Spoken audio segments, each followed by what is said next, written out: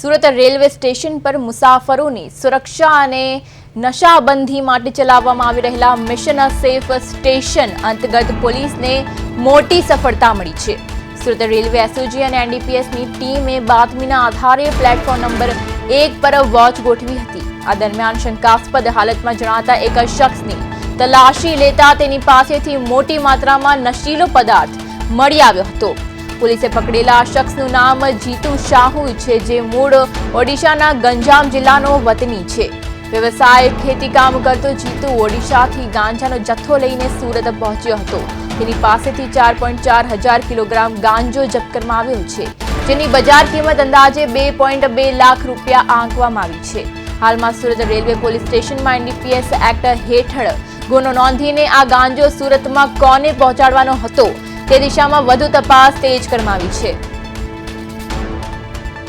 આ સાથે આપણા સંવાદદાતા અરવિંદ રાઠોડ જોડાઈ ગયા છે। જી અરવિંદ, સુરત રેલવે સ્ટેશન પર જે મિશન સેફ સ્ટેશનમાં પોલીસને મોટી સફળતા મળી છે, તે અંગે શું છે સમગ્ર વિગત? બિલકુલ પ્રિયા, સુરતમાં જે રીતે મિશન સેફ સ્ટેશન અભિયાન હેઠળ જે મોટી કાર્યવાહી છે તે કરવામાં આવી છે।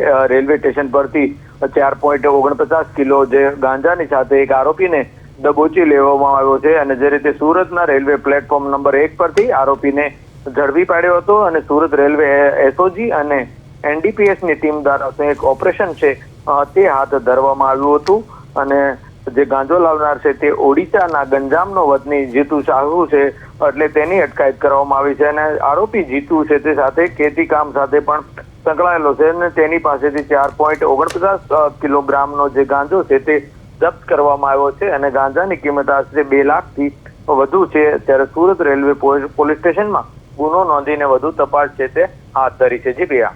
જી અરવિંદ, સમગ્ર માહિતી બદલ આપનો આભાર।